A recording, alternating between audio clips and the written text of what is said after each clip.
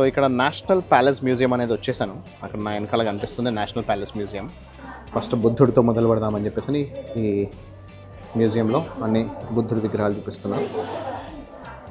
మొత్తం దాన్ని మనం స్వైప్ చేస్తూ దాన్ని చూసుకోవచ్చు అనమాట. ఆర్టిఫాక్ట్స్ అన్ని ఇలా పెట్టడం జరిగింది. ఇవన్నీ పెద్దగా ఇంట్రెస్టింగ్ ఏమి అనిపించట్లేదు, కానీ నాకు ఇంట్రెస్టింగ్ అనిపిస్తున్న పర్సన్ మాత్రం ఇతను. ప్లీజ్ కీప్ యువర్ వాయిస్ లో అనే ఒక బోర్డు పట్టుకొని తిరుగుతున్నాడు అనమాట.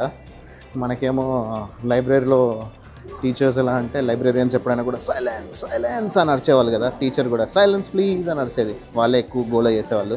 ఇక్కడ వీళ్ళు మాత్రం గోల చేయకుండా జస్ట్ ఒక బోర్డు పట్టుకొని తిరుగుతున్నారు. కేబుల్ ఎక్కి మనం ఇప్పుడు మౌంటైన్ మీదకి వెళ్ళబోతున్నాం అనమాట.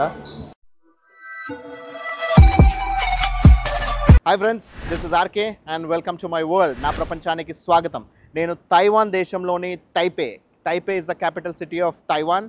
సో అక్కడ ఉన్నాను. ఇక్కడ హోటల్ ఇండిగోలో నేను ఇక్కడ రూమ్ తీసుకున్నాను. ఇండిగో హోటల్ బయట నేను నిల్చొని ఇప్పుడు మీకు ఈ వీడియో చేస్తున్నా. సో ఈరోజు మనము ఇప్పుడు తైవాన్ మ్యూజియంకి వెళ్ళబోతున్నాము, నేషనల్ మ్యూజియం ఆఫ్ తైవాన్కి వెళ్ళబోతున్నాము. అక్కడ మనకి కావాల్సిన ఇంపార్టెంట్ ఇన్ఫర్మేషన్, తైవాన్కి సంబంధించిన ఇన్ఫర్మేషన్ అండ్ దెన్ చైనాకి తైవాన్కి మధ్యలో ఉన్న డిఫరెన్సెస్ అవన్నీ కూడా మనం ఈరోజు వెళ్ళే దారిలో తెలుసుకోబోతున్నాం. అంతేకాకుండా ఇక్కడ తైపేలో ఏవేవైతే ఇంపార్టెంట్ ప్లేసెస్ ఉన్నాయో అవన్నీ కూడా నేను మీకు కవర్ చేసి చూపించబోతున్నా. సో అది మీకు ఈరోజు మొత్తం నా ట్రావెల్ వ్లాగ్లో చూడబోతున్నారు. ఓకే, సో చూస్తూ ఉండండి, అస్సలు మిస్ అవ్వద్దు. Take care. I'm with Tony. So Tony is a Taiwanese driver. So he knows a bit of English. So ఆయన కొంచెం ఇంగ్లీష్ వచ్చు, అందుకే మనతో పాటు ఉంటున్నాడు. So we're going to travel with him for next 4-5 hours, ఒక 4-5 గంటలు 6-7 గంటలు. సో ఈరోజు మొత్తం అతను మనతో పాటు ఉండబోతున్నాడు. సో టాక్సీ అయితే హైర్ చేసుకోవడం జరిగింది. సో ఈ టాక్సీలో హైర్ చేసుకొని మనము ఎక్కడెక్కడ వీలైతే అక్కడక్కడ బెస్ట్ ప్లేసెస్ ఆయన మనకు చూపిస్తాడు, అవి చూసి ఎక్స్ప్లోర్ చేద్దాం. మనము తైవాన్ గురించి కొంచెం హిస్టరీ తెలుసుకుందాం. సో దానికంటే ముందు ఇప్పుడు నాతో పాటు ఉన్న టోనీ ఎవరైతే ఉన్నారో, సో వాళ్ళ ఫాదర్ చైనా నుంచి తైవాన్కి వచ్చి సెటిల్ అయ్యారంట. అందుకని ఈయనకి చైనా అంటే ఇష్టం. సో తైవాన్కి చైనాకి పెద్ద డిఫరెన్స్ ఏం లేదు, చైనీస్ కిందనే అని చెప్పేసి అంటున్నాడు. నెక్స్ట్ అంతేకాకుండా పాస్పోర్ట్ అంటే కూడా 50-50 అంటున్నాడు. నువ్వు తైవాన్ పాస్పోర్ట్ ఉందా లేదా చైనీస్ పాస్పోర్ట్ ఉందా అని. సో ఇక్కడ బేసిక్లీ మనకి ఆల్రెడీ నేను ఆల్రెడీ విన్నది అదే. సో తైవాన్లో కొంతమంది ఎంతమంది అయితే చైనాకి సపోర్టర్స్ ఉన్నారో అంతమంది అగెయిన్స్ట్ కూడా ఉన్నారు.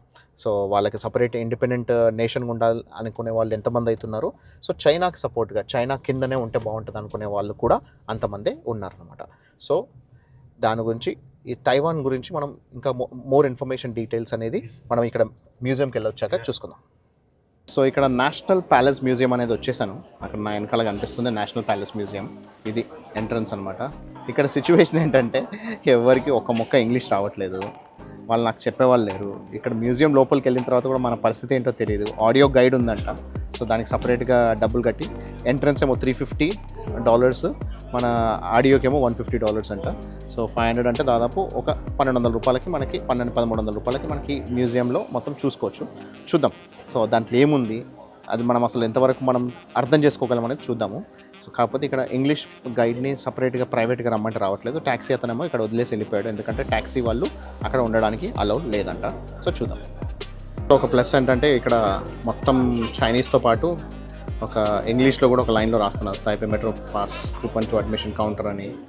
అండ్ దెన్ మనకి ఇక్కడ దీనికి ప్లస్ తైపే 101కి కలిపి NPM national palace museum and NPM Taipei 101 అబ్జర్వేటరీకి కంబైన్ టికెట్ కూడా అమ్ముతున్నారు. NTD అంటే new Taiwan dollars. Taiwanese architecture, structures, Buddhism అన్నీ, orientation, furniture, book and documents, special Buddhist cultures అన్నీ కూడా ఇక్కడ 3 లెవెల్స్లో ఈ పర్టికులర్ మ్యూజియంలో పొందుపరచడం జరిగింది. యాక్చువల్గా ఆడియో గైడ్ కూడా తీసుకున్నా, కానీ ఆడియో గైడ్ నాకు అన్నెసెసరీ ఒక బర్డెన్ లా అనిపించింది. ఎందుకంటే ఆల్రెడీ మన దగ్గర ఈ మైక్, సెల్ ఫోన్, రికార్డింగ్ వీటితో పాటు ఆడియో గైడ్ అంత అవసరం లేదనిపించింది. ఎందుకంటే ప్రతి చోట మనకి ఇంగ్లీష్లో కూడా రాస్తుంది, that is the plus point. So మనం ఏం చూద్దాం అనుకునేది చూసుకుంటూ వెళ్ళిపోవచ్చు అనమాట. సో అది నేను మీకు ఇక్కడ మ్యూజియం ఎలా ఉందనేది రికార్డ్ చేస్తూ చూపిస్తాను. రిజిన్ ఆఫ్ కాయిడాంగ్ హాల్ అని రాస్తుంది. ఇక్కడ ఏంటంటే ఇక్కడ బుద్ధిజం సంబంధించిన అన్ని ఇన్ఫర్మేషన్ ఇక్కడ ఉన్నాయన్నమాట, ఇక్కడ పొందుపరచడం జరిగింది. సో వీళ్ళు 4th centuryలో వీళ్ళ దగ్గరికి బుద్ధిజం ఇండియా నుంచి ఎలా స్ప్రెడ్ అయింది, ఆ తర్వాత వీళ్ళు బుద్ధిస్టుగా ఎలా మారారు, ఆ తర్వాత అప్పటి నుంచి వీళ్ళ దగ్గర ఉన్న స్ట్రక్చర్స్, బుద్ధ స్ట్రక్చర్స్ అన్నీ కూడా ఇక్కడ పొందుపరచడం జరిగిందనమాట. సో అవి మనం చూసుకుంటూ వెళ్దాం ఇప్పుడు సింపుల్గా. ఇక్కడ ఆల్మోస్ట్ ప్రతి చోట కూడా మనకి పేరు రాస్తుంటుంది అనమాట, టిబెటన్ బుద్ధ స్టార్ట్ అని చెప్పేసి అని. ఇక్కడ దీంట్లో Tibetan Buddhism especially revered the tantric vehicle అని చెప్పేసి India's Pala style during the 8th to 12th centuries as well as Nepali style after the 15th century. Chinese art also exerted as a Buddhist art. So ఇక్కడ మనకి ఇండియాకి సంబంధించిన references కూడా ఇక్కడ కనిపిస్తున్నాయి. అక్కడ మనకి సఖ్యముని బుద్ధ అనేది కూడా కనిపిస్తున్నాడు. మనం ఆల్రెడీ చూసుకున్నాం కదా భూటాన్లో అదే రూపంలో ఉన్న సఖ్యముని బుద్ధ. వాళ్ళకి అక్కడ ఆయన బుద్ధుడు ఒక కమలం పువ్వులో పుట్టాడని చెప్పేసి వీళ్ళు భావిస్తారు కాబట్టి కమలం పువ్వు లోపల బుద్ధుని విగ్రహాలు. ఫస్ట్ బుద్ధుడితో మొదలు పెడదామని చెప్పేసి ఈ మ్యూజియంలో అన్ని బుద్ధుడి విగ్రహాలు చూపిస్తున్నారు. Buddhist art of Ming and king dynasties. ఇలా డైనాసిటీస్ గురించి, బుద్ధిజం గురించి, తైవాన్ గురించి, చైనా గురించి మీకు ఎక్స్ప్లెయిన్ చేస్తాను తొందరలో. ఇది బుద్ధిస్ట్ స్ట్రక్చర్ ఇది. సో ఈ స్ట్రక్చర్ ఎలా ఉంటుందనేది ఆడియో గైడ్లో ఇది ఒకటి విన్నాను నేను. నాకు అర్థమైంది ఏంటంటే ఒక్కొక్క దాని గురించి వినుకుంటూ వెళ్ళాలంటే మనకి ఎన్ని రోజులైనా సరిపోదని అర్థమయ్యి సో ఓన్లీ వీడియోస్ తీసుకొని బయలుదేరబోతున్నాం.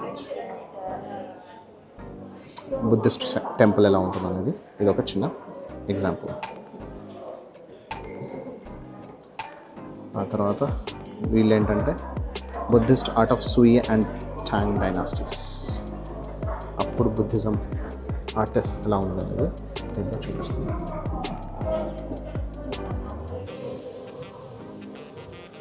ఇక్కడ మనము imperial king architectural drawings and documents అది చూడబోతున్నాం ఇప్పుడు. సో కింగ్ డైనాసిటీ అప్పుడు యొక్క బుక్స్, డాక్యుమెంట్స్ అన్నీ ఇక్కడ పొందుపరచడం జరిగింది. అన్నీ కూడా క్విక్గా ముందుకెళ్ళిపోతున్నాయి ఎందుకంటే మనకి వీటి గురించి ఎక్కువ ఇన్ఫర్మేషన్ తెలియదు, తెలుసుకొని పెద్దగా చేసేదేం లేదు కాబట్టి. ఎలా ఉంది మ్యూజియం, ఎంత నీట్గా క్లీన్గా ఉందనేది మీకు చూపిస్తున్నాను.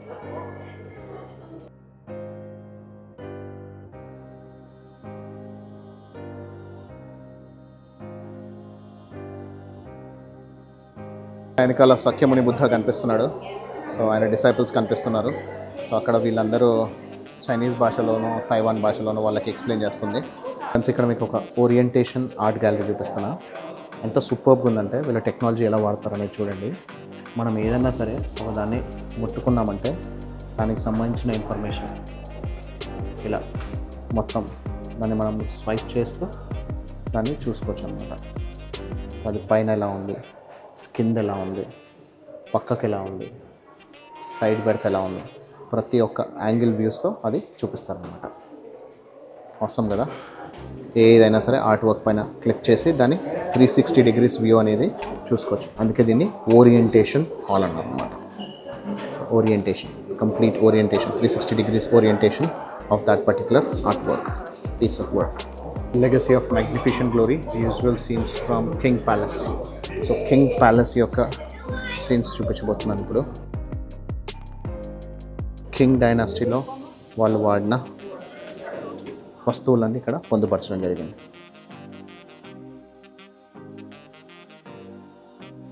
ఇది పేరుకే ప్యాలెస్ అన్నారు కానీ, మ్యూజియం అన్నారు కానీ ఒక ప్యాలెస్ లాగే ఉంది. మొత్తం అన్నీ all latest advance techniques, technology అంతా వాడారు. సూపర్గా ఉంది.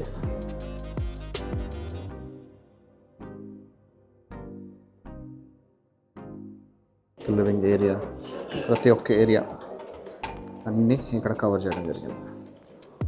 Gold sculptures of 8 immortals of Qing dynasty. 8 immortals of Qing డైనాసిటీకి సంబంధించిన 8 మంది ఇమోర్టల్స్ని ఇక్కడ గోల్డ్ స్ట్రక్చర్లో పొందుపరచడం జరిగింది. ఇది దాదాపు 500 సంవత్సరాల చరిత్ర కలిగిన రెడ్ కోరల్ అంట. మనకు సంబంధించిన ఇన్ఫర్మేషన్ ఇక్కడ పెట్టారు. 500 years old red coral. Beautiful కదా. ఫస్ట్ ఫ్లోర్ అయిపోయింది, ఇప్పుడు సెకండ్ ఫ్లోర్ వెళ్తున్నా. ఇది ఎంత నీట్గా ఉన్నది చూడండి. ప్లస్ అంతేకాకుండా ఎప్పటికప్పుడు క్లీనర్స్ ఎలా క్లీన్ చేస్తున్నారో చూడండి. లెఫ్ట్ సైడ్ ఏమో painting and calligraphy, right side ఏమో సెరామిక్స్ అని ఉంది. పెయింటింగ్ అండ్ క్యాలిగ్రఫీ గ్యాలరీస్ అన్నీ కూడా చీకట్లో పెట్టారు, ఎందుకో తెలియదు. మేబీ దాని మీద ఫోకస్ అవ్వాలనే ఉద్దేశంతో కావచ్చు. క్యాలిగ్రఫీ మీద ఫోకస్ అవ్వాలని అక్కడ మాత్రమే లైటింగ్స్ వేశారు. ఎంత బ్యూటిఫుల్గా చూడండి. ఇదైతే పెయింటింగ్స్ చూసుకోండి. ఇక్కడ నాకు అన్నిటికంటే బాగా నచ్చింది ఏంటంటే వీళ్ళ దగ్గర ఉన్న ఐటమ్స్ని ఎలా పొందుపరచాలి, దాన్ని ఎంత నీట్గా ప్రజెంట్ చేయాలనేది ఖచ్చితంగా చూసి నేర్చుకోవాల్సిందే. Super presentation.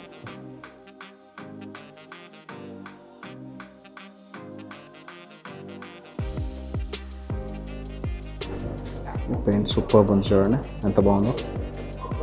మూవింగ్ పెయింట్ ఇది బేసిక్లీ చాలా పెద్దది అనుకుంటా, హారిజాంటల్గా మూవ్ అవుతూ ఉంది. కొంచెం వరుస పెట్టి అన్ని పెయింట్స్ చూసుకోవచ్చు.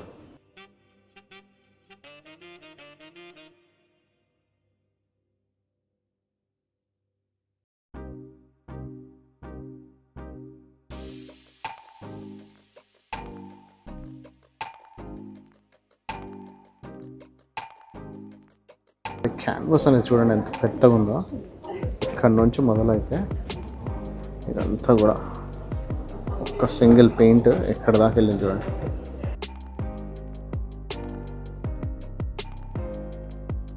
వన్యప్రాణులు, సింహం సంబంధించిన ఇమేజెస్ ఉన్నాయి కింద పైన.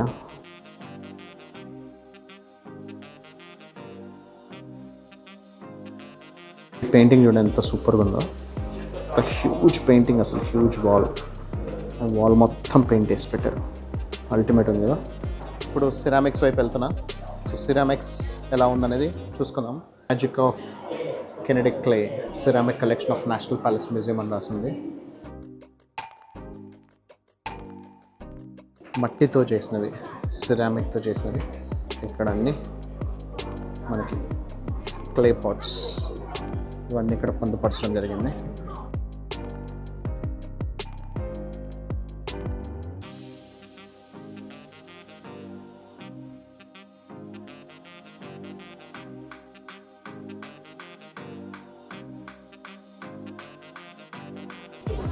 ఇంకా ఇప్పటికీ వీళ్ళు కరోనా ఉన్నట్టు వీళ్ళు మాస్క్ వేసుకొని తిరుగుతున్నారు జనాల్లోకి రావడానికి. కింగ్ డైనాసిటీ అనేది 1644 నుంచి 1911 వరకు ఉంది. వాళ్ళ డైనాసిటీకి సంబంధించిన ఆల్ ఇన్ఫర్మేషన్ ఇక్కడ ఉంది.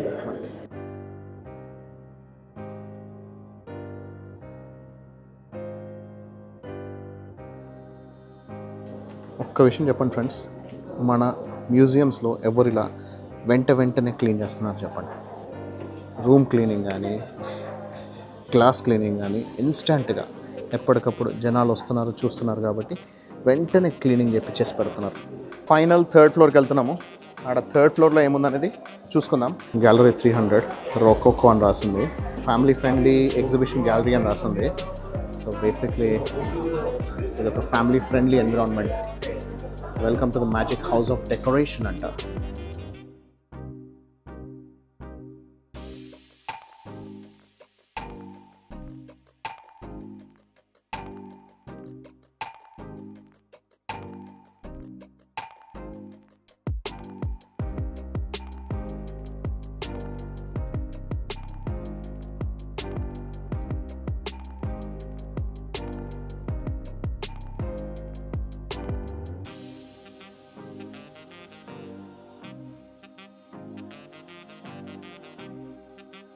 మీట్ షేప్ స్టోన్ అంట, ఒక మీట్ లా కనిపించే స్టోన్ ఇది.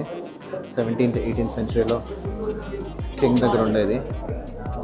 Art in quest of heaven and truth అని ఉంది. Master pieces of jades in the museum collection. కొన్ని మాస్టర్ పీసెస్ ఉన్నాయంట. మాస్టర్ పీసెస్ అనేది ఇక్కడ ఈ కలెక్షన్లో పెట్టారన్నమాట.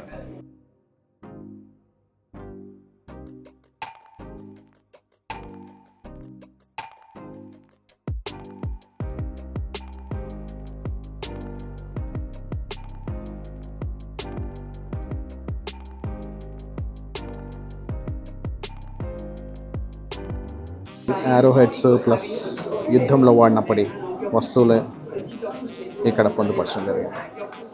ఆర్టిఫాక్ట్స్ అన్ని ఇలా పెట్టడం జరిగింది. ఇవన్నీ పెద్దగా ఇంట్రెస్టింగ్ ఏమి అనిపించట్లేదు, కానీ నాకు ఇంట్రెస్టింగ్ అనిపిస్తున్న పర్సన్ మాత్రం ఇతను. ప్లీజ్ కీప్ యువర్ వాయిస్ లో అనే ఒక బోర్డు పట్టుకొని తిరుగుతున్నాడు అనమాట. మనకేమో లైబ్రరీలో టీచర్స్ ఎలా అంటే, లైబ్రరీయన్స్ ఎప్పుడైనా కూడా సైలెన్స్ సైలెన్స్ అని అరిచేవాళ్ళు కదా, టీచర్ కూడా సైలెన్స్ ప్లీజ్ అని అరిచేది. వాళ్ళే ఎక్కువ గోల చేసేవాళ్ళు. ఇక్కడ వీళ్ళు మాత్రం గోల చేయకుండా జస్ట్ ఒక బోర్డు పట్టుకొని తిరుగుతున్నారు. అది ఇంట్రెస్టింగ్ అనిపించింది. Eastern imaginations of the east అని రాసింది. ఇవన్నీ సూపర్బ్ ఉన్నాయి. ఇక్కడ పెయింటింగ్స్ కానీ, ఇక్కడ వీళ్ళు కట్టిన స్ట్రక్చర్ కానీ అన్నీ సూపర్గా ఉన్నాయి. ఆఫ్ ఇంక్ స్టోన్ సింబల్స్ అని రాసింది. ఆ సింబల్స్ ఇక్కడ నుంచే పుట్టాయని చెప్పేసి అని.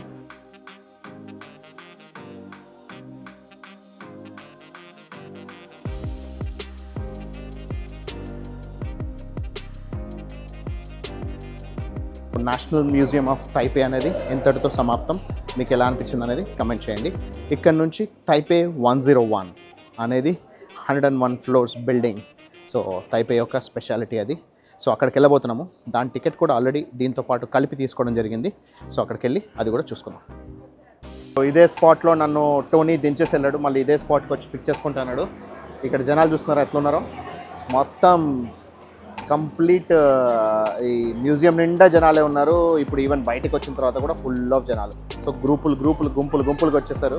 సో వాళ్ళకి ఏం అర్థమవుతుందో నాకు తెలియదు, కానీ నాకైతే మాత్రం ఈ మ్యూజియంలో ఎక్కువ అర్థమైంది అయితే లేదు. కాకపోతే నాకు అర్థవంతంగా అనిపించింది మాత్రం వాళ్ళ మెయింటెనెన్స్, వాళ్ళు చూస్తున్న విధానం, వాళ్ళు దాన్ని నడిపిస్తున్న తీరు. Hats off. ఈరోజు యాక్చువల్గా ఎందుకు ఇంతమంది జనాలు ఉన్నారబ్బా అని చెప్పేసి అనుకుంటే డ్రైవర్ చెప్తున్నాడు ఈరోజు సండే కదా సార్, అది ప్రాబ్లం అని. ఇక్కడ సండే రోజు విపరీతంగా జనాలు ఉంటారంట. ఇంకొక మేజర్ ఇష్యూ ఇన్ టైపే ఏంటి అని అంటే పార్కింగ్. అసలు ఎక్కడ పార్కింగ్స్ దొరకవంట. సో ట్యాక్సీ అతను నన్ను డ్రాప్ చేసేసి ఎక్కడికో వెళ్ళిపోయాడు. మళ్ళీ ఎక్కడో పార్క్ చేసుకొని మళ్ళీ తర్వాత ఎక్కడి నుంచో వచ్చి పిక్ చేసుకున్నాడు. ఎందుకంటే ఇక్కడ మళ్ళీ వాళ్ళు వెయిటింగ్ చేయడానికి లేదు, వేరే వాళ్ళు వచ్చి పిక్ చేసుకుంటారు. సో తిరగాల్సి ఉంటుంది, ఇబ్బంది ఉంటుంది కాబట్టి అని చెప్పేసి అని. So parking is the major issue, and that to on weekends. మనకి జూ వెళ్ళడానికి దాదాపు 1/2 అవర్ పడుతుంది. 18 కిలోమీటర్స్ ఉంది. ఇప్పుడు ఒక అండర్ గ్రౌండ్ టనెల్లోకి వెళ్ళిపోయాము. సో ఈ టనెల్ ఎలా ఉందనేది చూపిస్తున్నాను.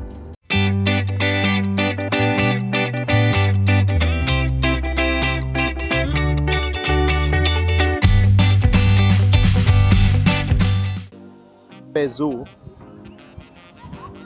5 o'clock క్లోజ్, ఇంకో 1 hour ఉంది. మరి ఇప్పుడు ఎంట్రన్స్ అలౌ చేస్తారా లేదనేది చూడాలి. జనాలు మాత్రం ఎట్లున్నారు చూడండి. అన్ఫార్చునేట్లీ వీళ్ళు 4 o'clock ఎంట్రీ క్లోజ్ చేస్తారు. సో 5కి యాక్చువల్ క్లోజ్ అయినా కూడా, అందుకని మనకి ఇప్పుడు లోపలికి వెళ్ళడానికి లేదు. అయితే ఈ జూకి రావడం ఇంపార్టెంట్ కాదు, ఎందుకంటే జూ అనేది మనం ఎక్కడికైనా వెళ్ళొచ్చు. ఇక్కడ మౌకాంగ్ గండోలా అనేది ఒకటి ఉంది. అది ఇక్కడ జూ పక్కనే ఉందన్నమాట.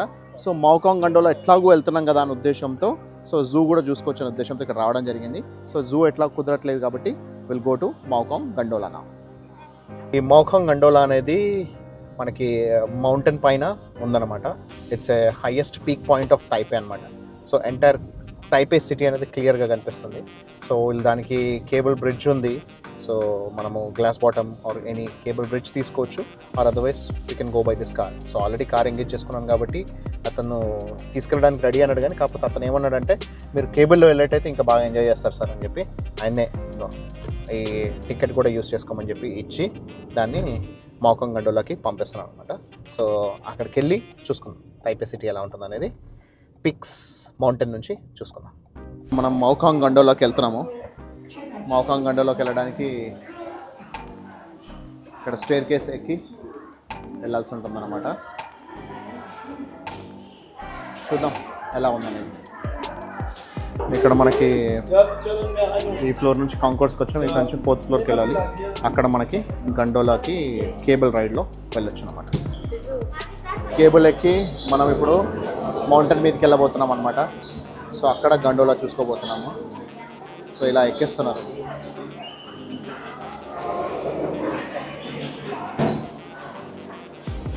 ఇక్కడ చూసుకున్న జనాలు అయితే ఫుల్గా ఉన్నారు. ఇక్కడ కూడా ఏం తక్కువ లేరు. సూపర్. సో ఈ కేబుల్ ఎక్కి ఇప్పుడు పైకి వెళ్తున్నాము. పై దాకా వెళ్ళి మొత్తం టైపే సిటీ అనేది పైనుంచి చూసుకోవచ్చు అనమాట. మొత్తం కొండపై నుంచి మా వెనకాల కనిపిస్తుంది కదా. సో కేబుల్ ఎక్కి వెళ్తున్నాం. కేబుల్ రైడ్ చూస్తున్నారా ఎలా ఉంది. కేబుల్స్ అనేది ఇలా కంటిన్యూస్గా ట్రావెల్ చేస్తూనే ఉంటాయి. సో మనకి ఇది గండోలా రైడ్ అనమాట. సో మౌంటైన్ పై దాకా వెళ్తున్నాము. చూద్దాం అక్కడ ఎలా ఉంటుంది అనేది. ఇదైతే బ్యూటిఫుల్గా ఉంది వ్యూ అయితే.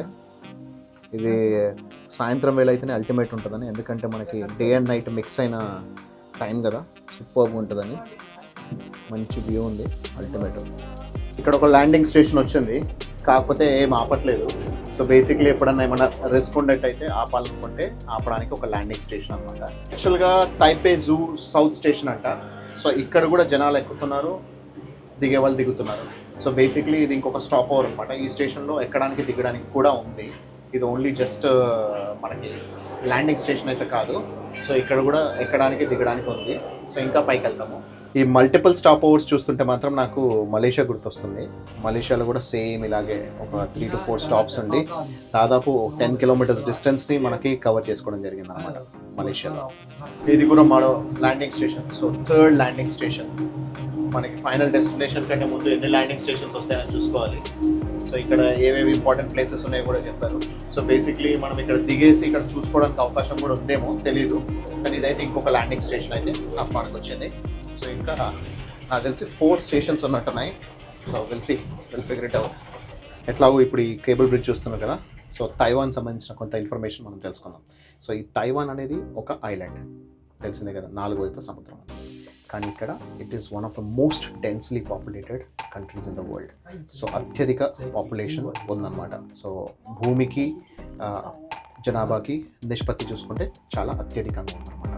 సో దాదాపు 2,40,00,000 మంది ఇక్కడ ఉంటారు. ఇంత చిన్న ఐలాండ్ 2,40,00,000 మంది జీవిస్తారు. అండ్ ఈ 2,40,00,000 మందిలో చైనా వాళ్ళు ఎంతమంది తెలుసా? 95%. 95% చైనీస్ వాళ్ళు. ఒక 5% మాత్రమే అబోరిజినల్స్. సో మనకు ఆస్ట్రేలియాలో అనుకున్నట్టే అబోరిజినల్స్. వీళ్ళు కూడా దాదాపు 10,000 సంవత్సరాల క్రితం నుంచి ఉంటున్నారు. 17th 18th centuryలో చైనా వాళ్ళు ఇక్కడికి తైవాన్కి రావడం మొదలుపెట్టారు. సో ఆ సమయంలో వాళ్ళు ఇక్కడ రావడం మొదలుపెట్టారు. తైవాన్ అనేది కొంతమంది చైనా చేతిలో ఉండేది, చైనా యొక్క రాజ్యంలో భాగంగా ఉండేది. దాని తర్వాత దాదాపు 50 సంవత్సరాల పాటు జపాన్ చేతిలో ఉందన్నమాట.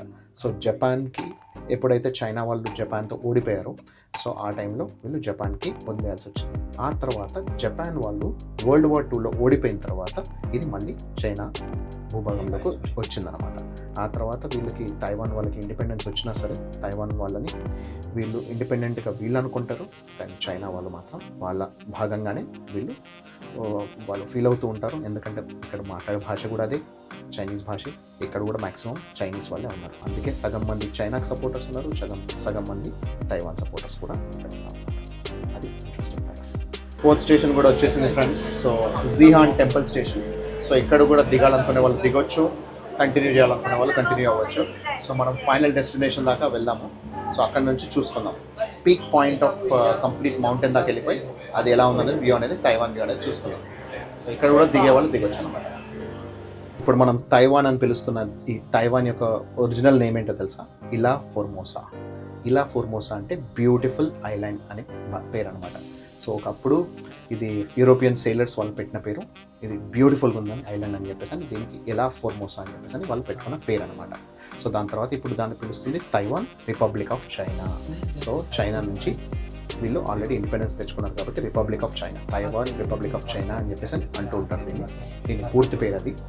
అండ్ ఈ తైవాన్లో మనకి హ్యూజ్ మౌంటైన్స్ ఉన్నాయి, వాల్కనిక్ ఎరప్షన్స్ ఉన్నాయి, అండ్ దెన్ ఇక్కడ వాటర్ సోర్స్ ఉంది, సూపర్బ్ ఉన్నాయి.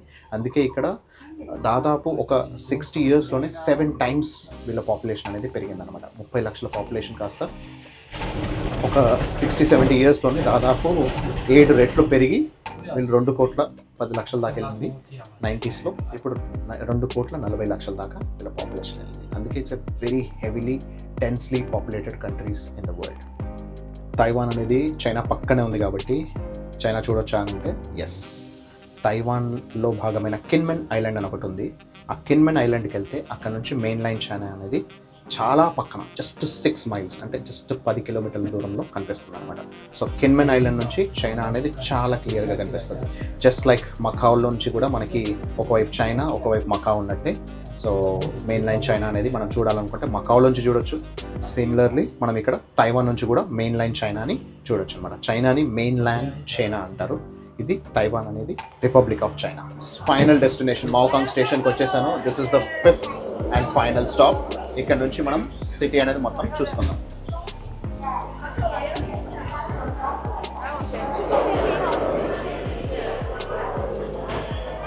సో ఇక్కడ నుంచి ఎగ్జిట్ టు ల్యాండ్స్కేప్ టెర్రస్ అని ఉంది. సో సో ల్యాండ్స్కేప్ టెర్రస్కి మనం ఎగ్జిట్ అయిపోయాం. కేబుల్ రైడ్లోంచి బయటకు వచ్చిన తర్వాత ఇది వ్యూ అనమాట. సో ఇక్కడ నుంచి మనం ఇప్పుడు టైపే 101 వరల్డ్ ట్రేడ్ సెంటర్, ఆ వరల్డ్ ట్రేడ్ సెంటర్ బిల్డింగ్కి వెళ్ళి అది ఎలా ఉందనేది చూసుకుందాం. ఇది వరల్డ్స్ ఫాస్టెస్ట్ ఎలివేటర్ అంట, గిన్నెస్ బుక్ ఆఫ్ వరల్డ్ రికార్డ్స్లోకి ఎక్కింది. అండ్ అప్పుడే వచ్చామా, 89 ఫ్లోర్స్ 36 సెకండ్స్లోనా. Wow, amazing amazing amazing amazing.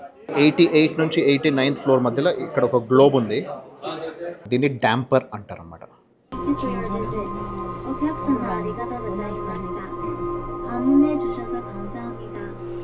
42 seconds.